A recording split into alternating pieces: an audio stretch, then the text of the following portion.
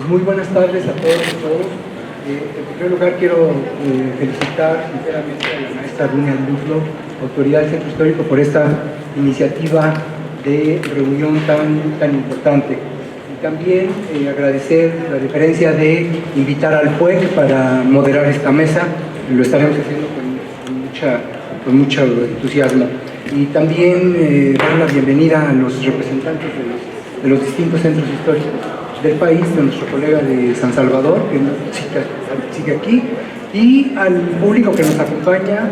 Me comentan que son principalmente estudiantes de posgrado interesados en el tema del centro histórico. Pues bienvenidos a todos, espero que tengamos una muy fructífera discusión. El tema o los dos temas que reúne esta mesa me parece que son todo un acierto: habitabilidad y repoblamiento, porque en el primer caso la habitabilidad nos remite a un lugar, a algo más que a un lugar donde vivir. Nos remite a un lugar que nos sentimos como nuestro lugar, que nos sentimos a gusto con ese lugar, es decir, pues es un lugar para la vida. Y en ese sentido cobra mucho sentido, perdón por el pleonasmo, hablar de repoblamiento, porque hablamos de repoblamiento o decimos por qué es necesario hablar de repoblamiento. Pues yo diría, para vincularlo con el primer tema, es porque perdió habitabilidad. Todos podemos constatar que aquí en el centro histórico, por lo menos en el nuestro, hay mucho lugar disponible, hay predios, hay inmuebles abandonados que no tienen personas que lo habitan, hay inmuebles que están ocupados por otras actividades, ¿no? De bodegas, de una serie de cosas. Entonces es un lugar que está dotado de infraestructura, de todo equipamiento, dotado de conectividad, de accesibilidad con el resto de la ciudad. Y entonces, ¿por qué es necesario repoblarlo? Bueno, esa es la pregunta que quiero dejar sobre la mesa. En primer lugar, quiero dar la palabra al doctor Ciro Caraballo Perí, ¿sí?, quien es consultor internacional de la Escuela Nacional de Conservación, Restauración y Museografía. Bienvenido, Ciro, es todo tuyo. Gracias. Hay una presentación, vamos a ir muy rápido porque muchas de las cosas ya se han tocado, y yo lo que quiero tratar es de un proceso de cambio de pensamiento. Me contenta que todas las personas de la mesa y más los que están atrás tienen menos de 50 años, bueno, algunos no, pero por ahí vamos. Sí, por eso digo algunos, no, pero bueno, son pocos. Y hay que repensar el tema del centro histórico, o sea, no repensar los problemas, creo que hay que repensar. Por eso la presentación que hice, y digo, voy a ir muy rápido, la presentación la tienen y pueden compartirlo, la llamé Revisando el Origen. Todos los problemas tienen un origen muy claro, del cual muchas veces no hablamos y tratamos de remediarlo sin entender el origen. Y luego, oteando el porvenir, o sea, ¿qué tenemos para seguir? Muchas ilusiones, pero también muchas limitaciones. Lo primero que podemos decir es que el patrimonio cultural, y la pregunta es que ¿existe el patrimonio cultural? ¿Existe como existe un ratón? ¿Existe un patrimonio cultural? Incluso el ratón cambia de idea. O sea, en los 60 cuando hablamos del ratón es el ratón Mickey, y hoy cuando hablamos del ratón es el Apple de la computadora. Las palabras cambian de sentido y seguimos usando el sentido del centro histórico con conceptos antiguos. Hay que rehacer la idea del centro histórico y de su contenido. Esa idea de patrimonio que nos viene particularmente del concepto francés y de las leyes francesas, que establecieron que hay un discurso monumental, todavía no nos los quitamos de encima. Y entonces el patrimonio es una construcción social que en la actual coyuntura de las dinámicas de cambio de comunicación, de los intereses de la sociedad, tenemos que dar una respuesta distinta a la que estamos dando, tanto al patrimonio como a los centros históricos. Lo primero es que estamos manejando un concepto de monumentos y unas instituciones, particularmente el INAH, que se formulan a través de las leyes de Francia del siglo XVIII. Y nuestras leyes son de 1972, pero realmente el espíritu es del siglo XVIII, por Dios. Aún con las leyes que tenemos que buscar cuáles son los mecanismos que nos permiten, con leyes tan antiguas, conceptualmente, ni siquiera de fecha, poder trabajar. Tenemos que buscar los resquicios legales para trabajar. Pongo un ejemplo de mi actitud con respecto al patrimonio. El famoso Pont des Arts de París, que estuvo en riesgo de caerse por los candados. La nueva generación decidió poner candados de amor, tirar la llave y ponérselos al puente. El puente se iba a caer por el peso. Y se decidió quitar los candados y poner unas nuevas cosas de acrílico para que no se pusieran los candados. Pues ahí están los candados, ahora en los postes. O sea, el tema es, no podemos seguir diciendo no en los centros históricos. Lo que sí podemos decir es sí, pero ¿cómo? O sea, acabe en el no, no se puede, no se debe, no se hace, no. Sí, pero ¿cómo? ¿Cómo lo hago? Sí, pon las condiciones, pero para que se haga. Ahí está el vendedor de candado y la gente está poniendo candados. O sea, no podemos ir en contra absolutamente de las dinámicas sociales. Dos ejemplos, yo no voy a mencionar a México para no entrar en conflicto, aunque lo conozco muy bien, conozco muchos de sus centros históricos, casi todos los que están en la mesa. Pero el tema es que la gestión tiene que ser permanente y reconocer los valores patrimoniales. No podemos dejar que el mercado y las dinámicas nos lleven por delante la concepción de que los valores patrimoniales del centro histórico son los que le dan su sentido. Dos ejemplos, de un lado La Boca en Argentina, convertida en Disneylandia, y en el otro enfrente, del otro lado, la colonia Sacramento en Uruguay, que a pesar de ser altamente turística, es reconocible 100 años después su patrimonio. Y es un problema de gestión permanente. No podemos cambiar de dinámica cada vez que hay un cambio político. Tienen que haber líneas claras de los valores patrimoniales. El origen empieza en 1931, como lo dijo el doctor Rocha, con las reuniones de Atenas, y donde se habla de valores arquitectónicos y de conjunto. Ahí nace el centro histórico. Tenemos prácticamente 90 años trabajando con el tema del centro histórico. Y ese centro histórico, cuando se trabaja en el 31, se dice, la población es demasiado densa. Fíjense dónde partimos. En 1931 las políticas del centro histórico eran porque era demasiado honesta, en condiciones de habitación nefasta, una población de vida muy baja. Hay que limpiar, hay que sacar el centro histórico, hay que buscar, o sea, la destrucción de habitaciones insalubres, y además si los monumentos históricos están ahí, pues si quitamos a la gente podemos tener paisajes verdes alrededor de los monumentos. De ahí sale el problema. Había gente en el centro histórico, la expulsamos, la botamos, la empujamos. Con programas, pongo el caso de Caracas, por poner un caso poco conocido en general, es que a partir de esas propuestas de los urbanistas del año 31 y después Le Corbusier y Serre en el 42, se hacen estas intervenciones brutales de entrar a la cuadrícula forzada. Por supuesto, en Europa no pasó porque hubo la guerra, pero la guerra permitió convertir las ciudades en tema cultural, y ahí es donde aparece la UNESCO, aparece como institución. O sea que el rescate de centros históricos aparece. En la Carta de Venecia no se mencionan ni los viviendas ni los habitantes. En la Convención del Patrimonio no se mencionan ni la vivienda ni los habitantes. O sea, sigue como un centro histórico sin vivienda y sin habitantes. Viene la Carta de Burra, que habla de la participación social, y no hay mención de la vivienda y los habitantes. Estamos en 1979, sin hablar de vivienda y habitantes. ¿Qué habitantes quieren si tienen 50 años expulsándolo del centro histórico? La caída del muro de Berlín permite una reflexión ideológica. Decimos, hay posibilidad de insertar a los habitantes. Aparece el informe de Cultura y Desarrollo del 96, que habla de los factores humanos importantes. Y hay proyectos ejemplares, como el que se hizo en Quito, yo tuve la oportunidad de participar desde la UNESCO, de gestar programas financiados con una posibilidad de recuperación de la inversión. Hay programas que hay que volver a estudiar. Y este se cayó por razones de inflación y de cambio y del dólar y de revoluciones internas. Pero hay programas, en México lo hubo, en Quito lo hubo, en Santiago lo hubo. Ejemplos ya los hubo. Partamos de los ejemplos que sirvieron. Pero en el 90 hay la explosión del turismo. Una explosión brutal que genera, sí, ya voy lo más rápido que pueda, que genera que el turismo sea el nuevo rey de los centros históricos. O sea, fíjense cómo crece brutalmente el turismo, y en México es un peso del PIB increíble, o sea, de los más altos. Por lo tanto, pensemos que el turismo es el que está manejando ahorita la dinámica de los centros históricos. No podemos decir que no, pero ¿cómo podemos decirle que sí al turismo? O sea, ¿cómo aprovechamos esa dinámica? Porque el turismo trae todos esos problemas de los que se ha hablado, incluso los falsos históricos, y no quiero mirar a nadie aquí. Sin embargo, el turismo tiene una carta de riesgo muy grande. El turismo es muy puede ser muy dinámico y al mismo muy riesgoso.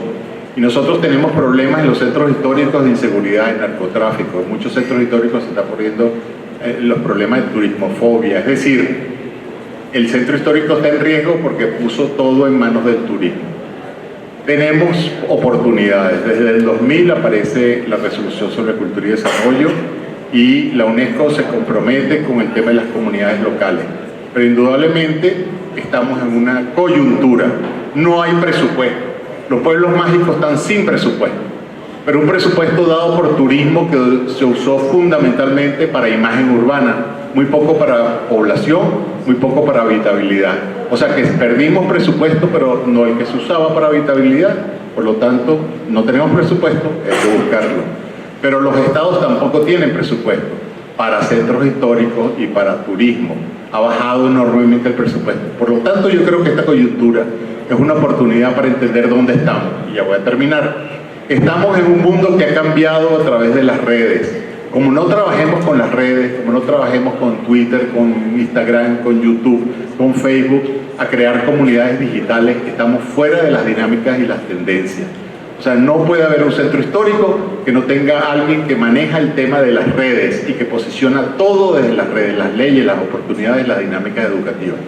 Es un tema donde la mitad del mundo ya trabaja está urbanizada, pero el 57% trabaja con teléfonos celulares, hasta donde no hay urbanismo.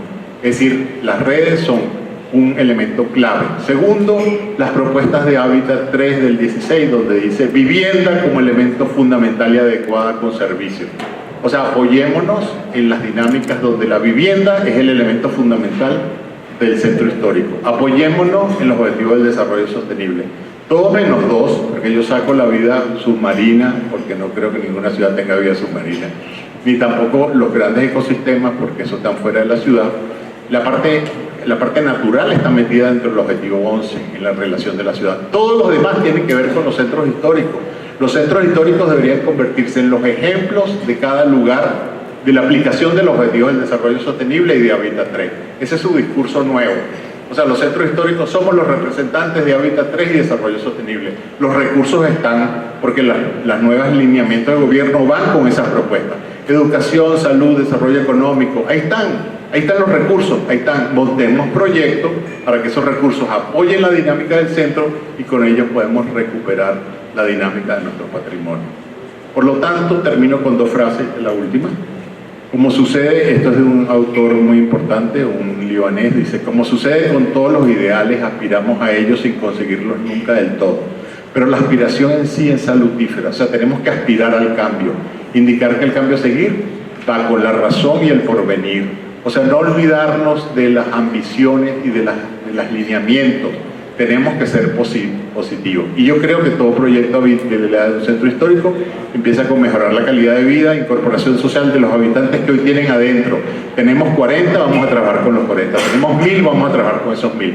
Con la población que tenemos y aplicando los objetivos del desarrollo del milenio y Hábitat 3, podemos empezar a gestionar un cambio en lo que por 80 años ha sido la destrucción de la habitabilidad del centro histórico.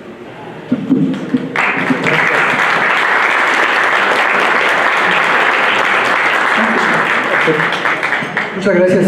Es muy interesante esta observación del final, doctor, de que casi todos los demás ODS, con excepción de la vida submarina, tienen que ver con el centro histórico, y tiene mucha razón. En talleres que hemos tenido con la maestra Ludlow, con el arquitecto Palandrano, hemos dicho que el centro histórico es como un laboratorio urbano en donde se presentan todos los problemas que tiene la ciudad en su conjunto, pero en un espacio muy comprimido, y eso le da una característica muy especial.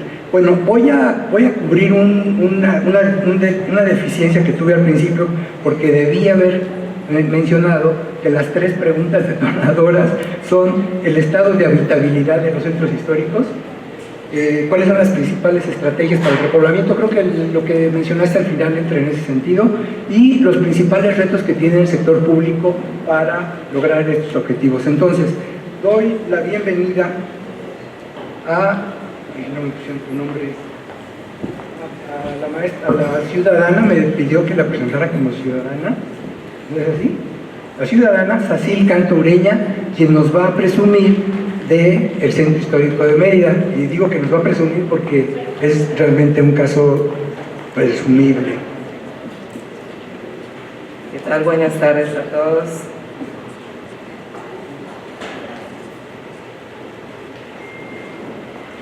Antes que nada, muchísimas gracias, Dunia, por la invitación, por darme esta oportunidad. Me dio mucho gusto volver a ver al doctor Arturo Atalandrano, también a José Luis Llovera. Los conozco desde hace muchos años anteriormente.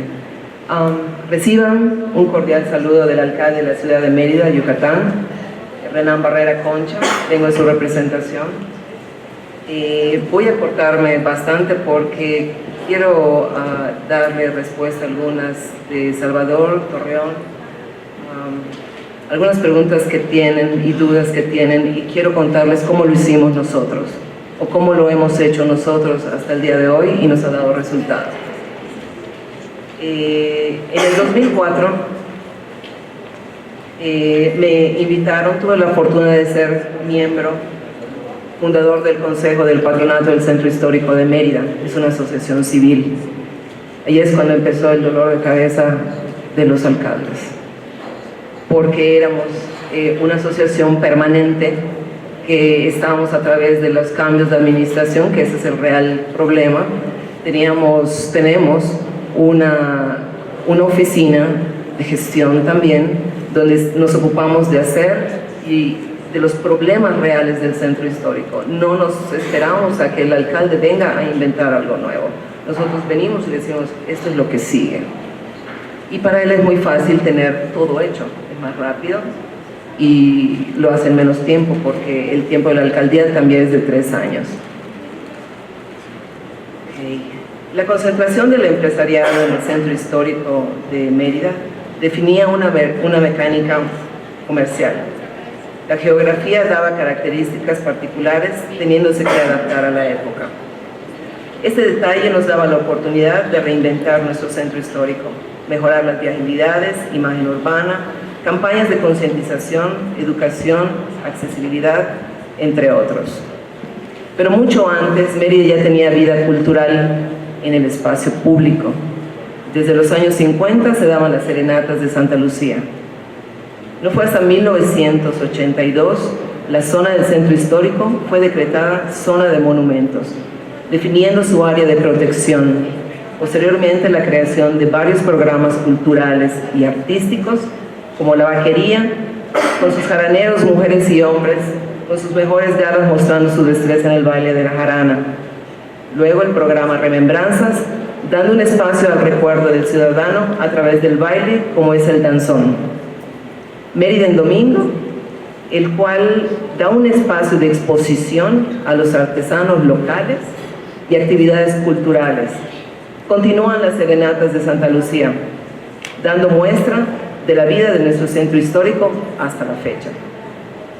Fue hasta 1995 que se creó el programa Rescate de Fachadas a cargo del recién creado Departamento del Centro Histórico del Ayuntamiento, siendo parteaguas en las intenciones y primeras acciones de recuperación del patrimonio edificado.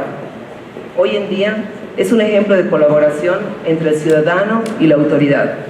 En este caso, nosotros los ciudadanos damos el material de construcción y el ayuntamiento da la mano de obra especializada.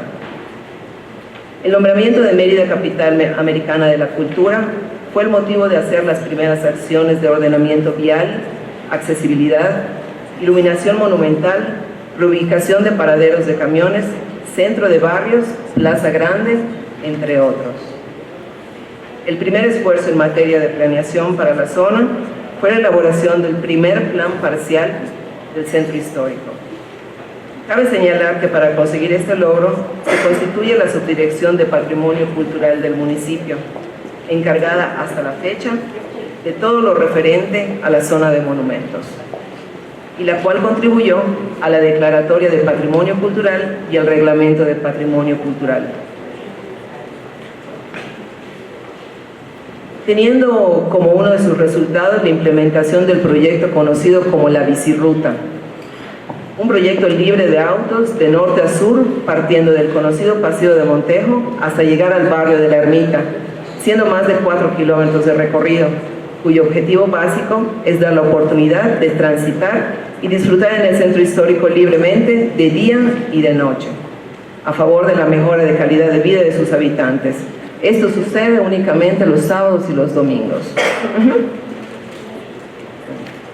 Sin embargo, la transición entre administraciones y la complejidad de las acciones nos permitieron la continuidad del proceso del mencionado plan.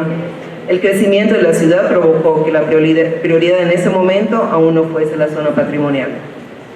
Otro programa cultural fue el que se hace durante las fechas de difuntos, es el Festival de las Ánimas.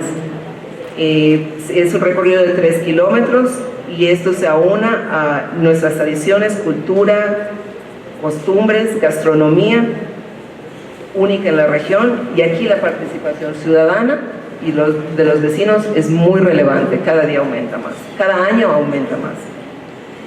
Nos toca también un proyecto que es referencial porque fue detonante, donde participa la iniciativa privada, asociación civil, el ayuntamiento autorizado por el INAH en la zona de Santa Lucía.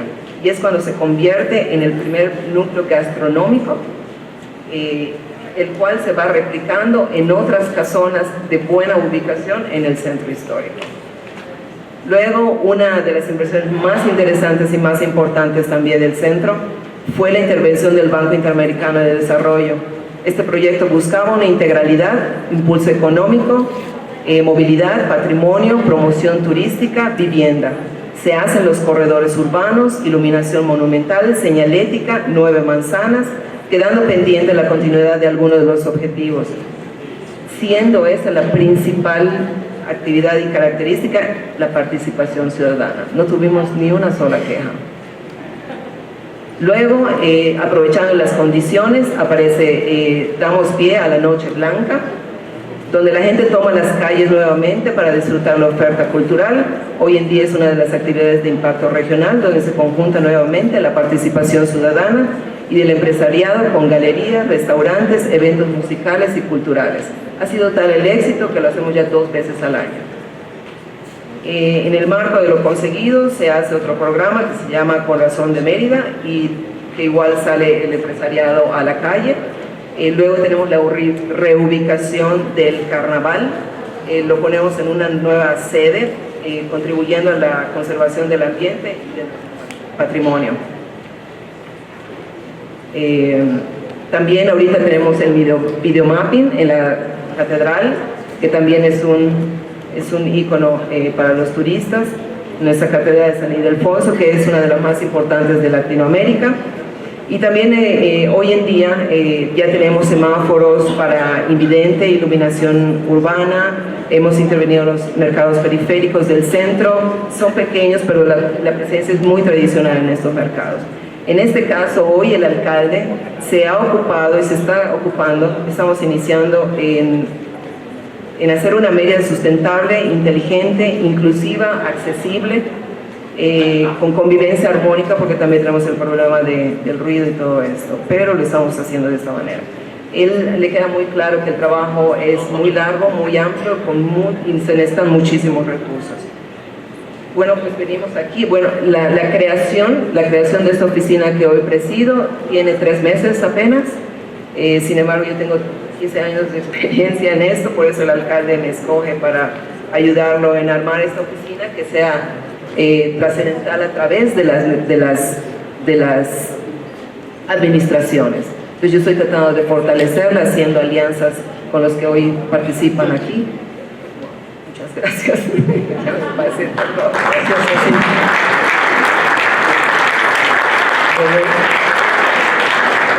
Doloroso en los 2 casos interrumpir lo que nos estaban contando. Mencionaste 2 cosas que me llamaron la atención: disfrutar el centro histórico día y noche.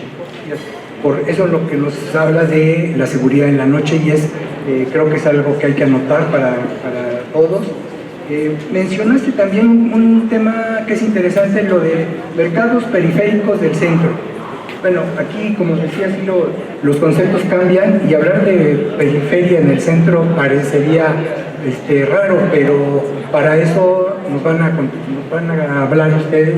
Les pido que por favor hagan sus preguntas, comentarios a nuestros ponentes, y si me lo permiten sugerir que hagan especial énfasis en las principales estrategias que le proponemos. Aprovechen que está aquí la jefa, que nos va a hacer caso en todo lo que propongamos, y es de ustedes la palabra. A ver, el maestro Arturo Balandrán. Gracias. Muy rápido, felicitar a Ciro por su excelente presentación. Muchas gracias, siempre aprendemos cosas nuevas de ti. Muchas gracias. Y destacar lo que presentó Sacil Canto. La Secretaría de Cultura, Alejandra Frausto, ha dicho ya varias veces en reuniones distintas que una política pública que tenemos que realizar en nuestro país es desatar la cultura ahí donde se desató la violencia. El ejemplo de Mérida yo creo que es icónico, junto con algunos otros, no es el único afortunadamente, en donde uno puede caminar tranquilo por la noche, después de salir de una serenata de Santa Lucía, termina ya tarde, y poder pasear por la Plaza Grande y poder admirar la belleza del patrimonio de Mérida. Y eso, yo creo, tiene una conexión directa desde muchos años atrás, de la expresión cultural del pueblo yucateco y de la ocupación del espacio público para generar esas expresiones culturales. Eso es un tema que yo creo que es fundamental en todos los centros históricos. Hay esta liga de patrimonio, cultura, habitabilidad. Gracias. Gracias, maestro Balandrán. ¿Quién más? A ver acá. Perdón, no alcanzo a ver. Uy, está muy chiquita la letra. Puebla.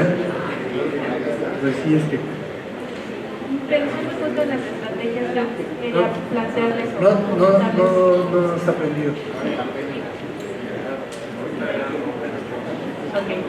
Okay. Ahora que mencionaban lo de las estrategias, en Puebla estamos pensando justamente en cómo hacer este proceso de, no sé si utilizar la palabra redensificación o no, pero estamos por iniciar una propuesta de presupuesto participativo en un barrio histórico de la parte norte del centro histórico. Muchas veces esta parte de los barrios que están categorizados también como zonas de prioridad socialmente hablando, creo que es una de las estrategias importantes, es decir, que la ciudadanía participe en cuáles son las necesidades que ellos tienen en estos espacios de habitabilidad, pero además en zonas en las que el uso del suelo no son dramáticamente caras como lo son en el primer cuadro de los centros históricos de todos estos lugares. Entonces, creemos que de esta forma, con este presupuesto participativo, al integrar al ciudadano, al ver sus necesidades, pero además al ampliarlo a otras secretarías, buscando un programa integral, de esta manera la misma gente que de por sí ese espacio está más habitado porque es un barrio histórico, pero lograremos que los otros, que más gente pueda llegar ahí, pero de un estrato que no necesariamente tenga que ser una clase social alta, sino personas que puedan habitar el centro y darle esa vida que tanto estamos necesitando. Entonces, esa es una parte o una estrategia que consideramos que puede ser muy buena y además socialmente sustentable en ese sentido. Gracias. Redensificar, claro que está bien aplicado. A ver.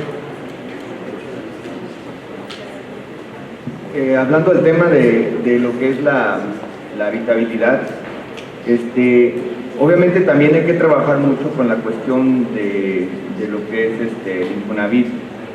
En el centro histórico pues, hay edificios abandonados que originalmente pues, fueron oficinas, y bueno, ahorita pues ni son oficinas, ni son casas, ni son nada, ¿no? Pues, simplemente son elefantes blancos y abandonados. Y desafortunadamente nosotros en un plan de trabajo que hicimos, hablando con los dueños de los edificios, tratar de incentivar para que le vuelvan a invertir y tratar de redensificar el centro histórico, pues nos topamos con esa inconveniente de que Infonavit pues no te da ningún apoyo, sobre todo para lo que son servicios verticales. Entonces, creo que tenemos una tarea muy importante de no nada más ver la fachada del edificio, sino ver el adentro de cada uno de ellos, y bueno, ver la forma de cómo hacemos estrategias pues, para que las dependencias que dan ese tipo de apoyo pues se fijen en ese tipo de eventos, pues para que el inversionista pues vuelva a tener otra vez el amor por el centro, que no nomás sea el negocio de abajo va a ser comercial y arriba va a ser habitacional. Y hay un tema muy importante, digo, después de lo que de la exposición de Mérida, pues obviamente te das cuenta que dices, pues no estamos mal, o sea, estamos haciendo bien las cosas, definitivamente traemos un rezago impresionante de años en donde no se le ha invertido al centro, se le ha dejado caer. Y bueno, y en 1 año, 2 años, 3 años es casi imposible que puedas resarcir el daño. Pero bueno, hay que seguir trabajando, hay que buscar esa habitabilidad que requiere el centro. Al final del día, el tener edificios, o sea, hacer turismo nocturno pues es importantísimo para las ciudades. Y nosotros como centro histórico, no sé si alguien conoce el centro histórico de Torreón, como ya lo comenté, es un centro histórico joven, pues tiene tiene un sistema particular. El centro histórico cuando se trazó, pues venía con el sistema métrico de pies, y a la hora que trazaron las banquetas decía 4, y bueno, pues pensaron que eran 4 metros, y entonces nuestras banquetas en el centro histórico es de 4 metros, no de 4 pies, como normalmente en los centros históricos lo vemos.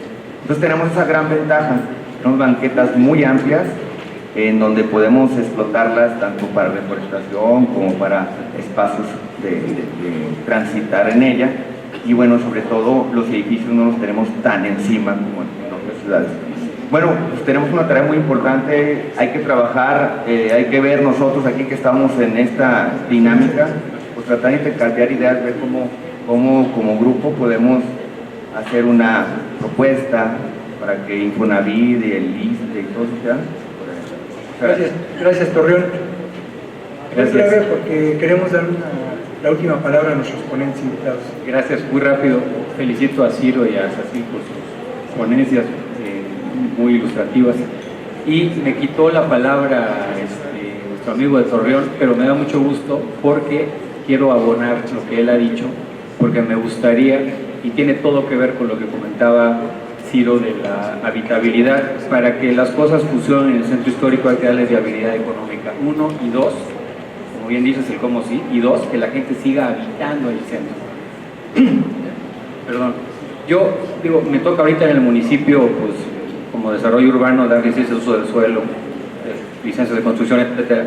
Y la gran mayoría de las personas, y esto ya lo he platicado con el delegado de Infonavit en Campeche, y me gustaría mucho, Arturo Dunia, si pudiera ser como un punto de acuerdo de esta reunión y aprovechando el músculo, ¿por qué no?, cultural y político que tiene esta cumbre, que pueda ser un acuerdo.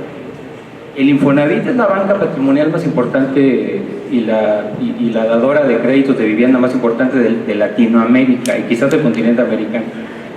Y hay muchas personas que te dicen, oye, yo ya califico, tengo crédito para vivienda y tengo puntos, pero no me interesa irme lejos, no quiero comprar una casa, quiero ampliar mi casa en el centro histórico o en un barrio tradicional, como en el caso de Campeche, que son 5 barrios tradicionales, y quiero construir mi casa o quiero ampliar mi vivienda o quiero remodelar mi casa en el centro histórico. ¿Por qué no utilizar un crédito de Infonavit? O sea, el Infonavit tiene una cantidad de dinero impresionante para vivienda y no precisamente se hace vivienda cerca de la ciudad o no precisamente se hace la vivienda en donde el derechohabiente quisiera tener la vivienda, ¿no? Entonces, yo creo que coincido totalmente, es algo que lo he platicado muchas veces, pero creo que si el Infonavit tuviera, no sé cómo llamarlo, una vertiente, una rama, una parte de los recursos que da, que fuera exclusivamente para zonas históricas, y cuando digo zonas históricas no me refiero solo al centro, me refiero por ejemplo a la zona monumental, me refiero a un barrio tradicional, algo que esté, vaya, que tenga mucho valor histórico y que esté, por supuesto, reconocido por el INAH o por cualquier otra autoridad. Muchas gracias. A ver, para responder a lo que dice José Luis Llovera, se celebró la asamblea en general del Infonavit antier, con la nueva administración.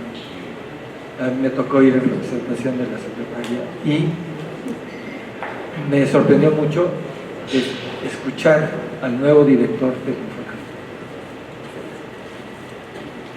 criticar de una manera muy dura a las anteriores administraciones del Infonavit, que crearon conjuntos habitacionales en la nada, sin crear ciudad, donde para poderse mover del conjunto habitacional al trabajo se pasaba medio día la gente entre ir y volver.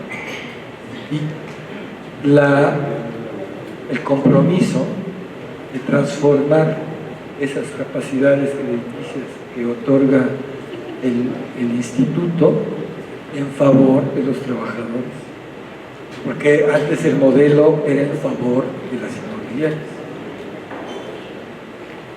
El modelo ahora va en esta orientación y están considerando, fue lo que me dio mucho gusto, por eso me atreví a tomar la palabra, de la posibilidad de considerar espacios urbanos en ciudades históricas. Gracias, Arturo. Tenemos la palabra aquí. Querétaro. Querétaro. No se ve, ¿verdad? No. Perdón. Sí, en el caso de la ciudad de Querétaro tenemos un estudio de financiamiento y sostenibilidad para habitación en la zona de monumentos históricos. Este estudio, a grandes rasgos, propone precisamente la cuestión del Infonavit créditos blandos, pero también aquellas entidades que se llaman denominadas SOFOLES, casas que son específicas para créditos hipotecarios. Igual también en algún momento alcanza a atender la banca hipotecaria o los créditos hipotecarios de los bancos.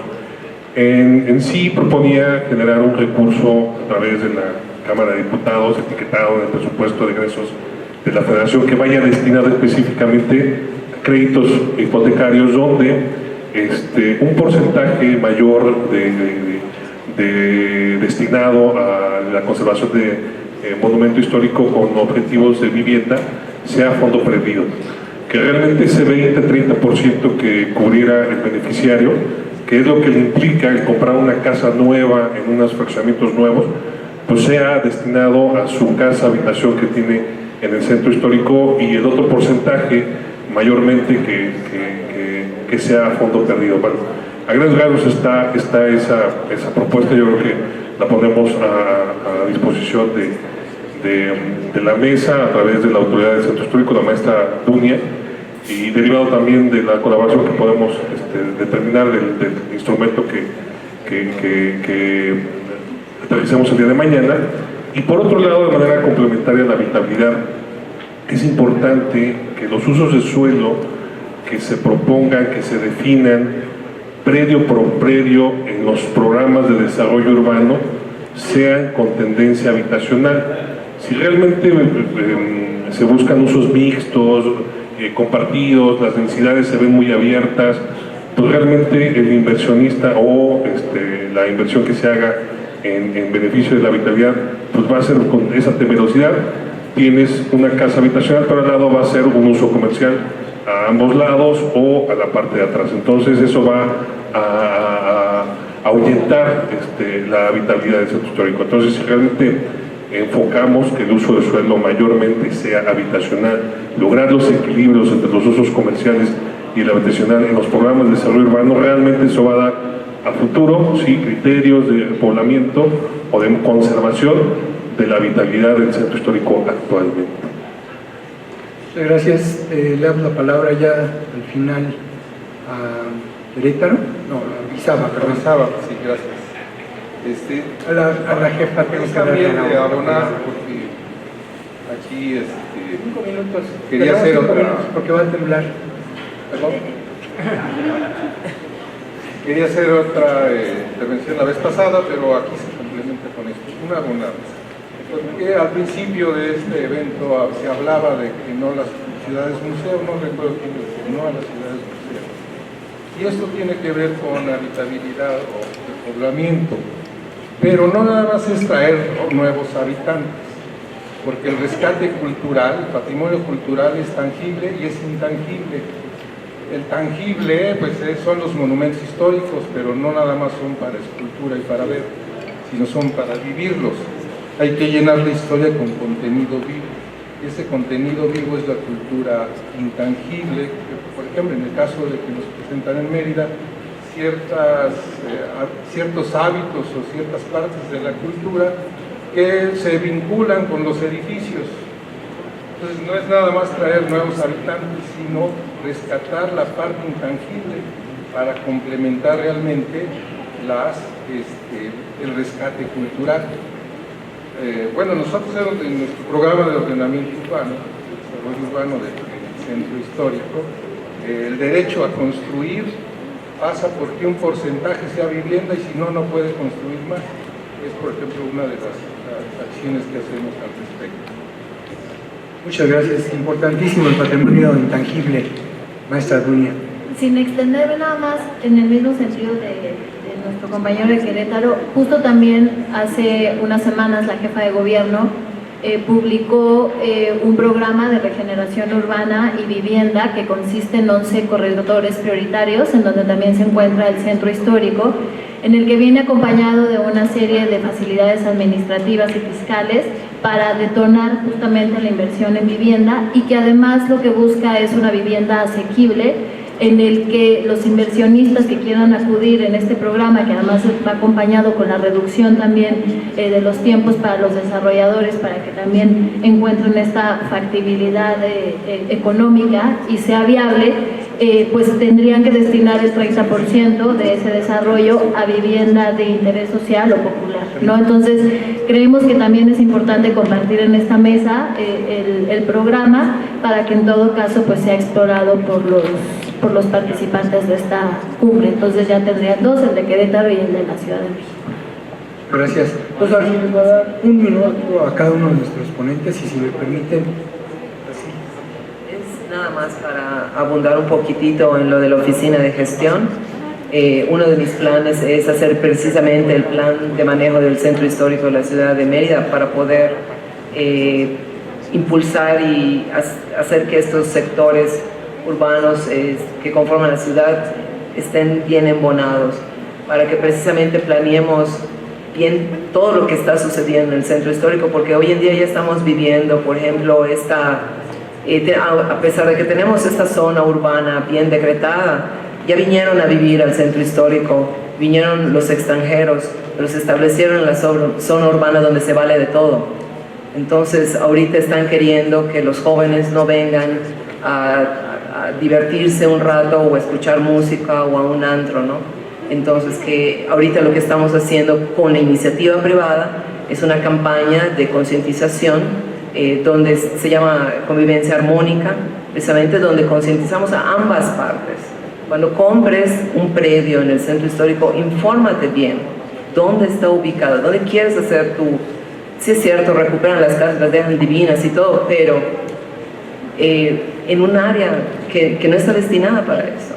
Tenemos áreas habitacionales en el centro histórico y áreas que son urbanas, donde puedes tener un zapatero, puedes tener una imprenta o puedes tener una lavandería. Pues sí, la fórmula yo creo que es voluntad política, mucha participación ciudadana. En el caso de Mérida, como todavía somos pequeños, la sociedad tiene mucha fuerza y no se deja. Entonces, en este caso que me toca ya estar del lado de la autoridad, pues tengo que escucharlos, y al igual que ellos me escuchaban, pero tengo que ver, ahora sí que hacer el colador de lo bueno y lo no tan bueno, ¿no? Y con respecto al presupuesto de esta oficina, por ejemplo, lo que está haciendo el alcalde es que le dio la orden desde servicios públicos municipales, desarrollo urbano, obras públicas y todo, a que cooperaran y tuvieran unas brigadas en el centro histórico que estuvieran trabajando a la orden de que nosotros reportáramos desde baches, fugas de agua o registros de teléfonos de México, Comisión Federal, lo que fuera. Y de esa manera estamos recuperando el centro histórico de una manera óptimo fue su tiempo también, quería. Simplemente para cerrar la mesa. Tuvimos los últimos 20 años en México, en los cuales participé en muchas cosas, atendiendo los monumentos y los espacios excepcionales de los centros históricos, muy orientados a darle vitalidad económica y a su mirada turística. Creo que es la oportunidad para cambiar la mirada a los bordes, a los barrios vivos, a la gente que sigue viviendo con condiciones muchas veces no posibles. Consolidar esa herencia, esa memoria, esa artesanalidad que todavía queda en los bordes del centro histórico para luego, desde los bordes consolidados, volver a ingresar al centro. Denle la oportunidad a los barrios periféricos que han sido marginados durante los últimos 20 años. Muchas gracias, Ciro. Bueno, pues muchas gracias a todos y todas. Y antes de dar su reconocimiento ¿no? Antes de dar su reconocimiento a nuestros ponentes, Dunia, para que veas que sí hice la tarea, yo recogí 5 grandes estrategias, bueno, muy en general, porque al vuelo de pájaro. Uno que es la estrategia, cualquiera que sea la estrategia, utilizar redes, que mencionó Ciro y Sacil, nos mencionaba esta campaña de concientización, o sea, las dos son ejemplos muy claros de utilización de redes. Dos, y que hay casi prácticamente un consenso, es el que la vivienda debe ser un componente esencial de estos programas de habitabilidad. El 30% que mencionas como una de los componentes de la política reciente estipulada para nuestro centro histórico es el 30% para vivienda social. Creo que es una meta muy ambiciosa, pero totalmente alcanzable, según escuché en la presentación. La tercera estrategia es los instrumentos de financiarización, en particular de Infonavit, se mencionó para Infonavit, tienen que estar alineados con los programas de desarrollo urbano de toda la ciudad, y mencionaba, me parece que fue el colega de Torreón, o ya no, perdón, que también alineados con las discusiones de los diputados para, ¿sí fuiste? No fuiste, ¿verdad? No importa, alineados con las discusiones de los diputados para destinar una buena parte de los recursos hacia esos objetivos. El cuarto, bueno, y eso también abona lo que mencionabas así, de que tiene que haber voluntad política, porque puede haber mucho alineamiento y poca voluntad, y entonces pues tampoco se alinean los planetas. La cuarta estrategia de usos del suelo, un equilibrio de usos del suelo. Yo soy arquitecto primero, urbanista después, y creo que todos coincidiríamos en que lograr ese equilibrio de usos del suelo es ahora sí que un gran reto, porque no está nada fácil. O sea, los usos del suelo tienen un antecedente histórico larguísimo de años, décadas, y puede ser que hasta de más de centenas de años. En particular, bueno, lo mencionaba Ciro, como los barrios vivos. Esa tradición de unos usos del suelo que ahora, desde el punto de vista de la planificación funcionalista, los clasificamos de caóticos o de poco funcionales. Bueno, pues incorporando este componente de la participación social, creo que pues sería una manera de enfrentar esa dificultad. Y por último, y eso creo que es muy interesante y muy loable, el rescate, junto con estos enfoques de la materialidad, porque permítame decirlo así, del patrimonio de los centros históricos, igualmente está el patrimonio intangible. Creo que a pesar, y si no me equivoco, esto de la intangibilidad estaba presente desde la primera declaratoria de UNESCO, ya hace varias décadas, y bueno, por lo menos llama la atención que es apenas hasta más recientemente, cuando cambian muchos de los paradigmas científicos, en particular toda esta superación de los enfoques de una ciudad funcionalista, de una ciudad de zoning y transporte, hacia estos aspectos mucho más, ¿cómo le podríamos llamar?, sensibles, subjetivos, pero que sin embargo están plasmados en piedra también, ¿no? Bueno, ya no quiero echar más rollo, por favor permítanme, a nombre de nuestros organizadores, otorgar su comprobante de participación a Cecil Canturella. Muchas gracias, Cecil. Con esto concluimos la mesa de trabajo número 2, habitabilidad y repoblamiento, y entregamos los reconocimientos a los participantes de esta mesa. A su vez, solicitamos al arquitecto Arturo Balandrano entregar un reconocimiento a la espléndida moderación de nuestro amigo Javier Delgado.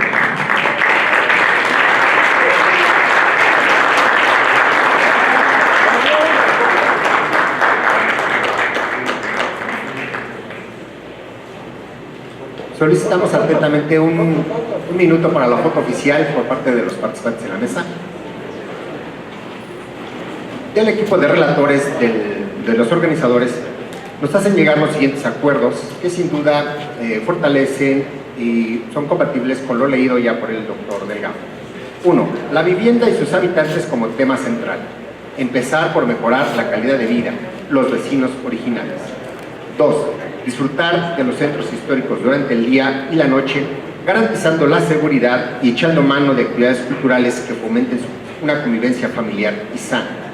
Siguiente, fomentar esquemas e instrumentos de vivienda adecuada y asequible, lo suficientemente sólido que fomente la inversión del uso habitacional para darle viabilidad y factibilidad económica.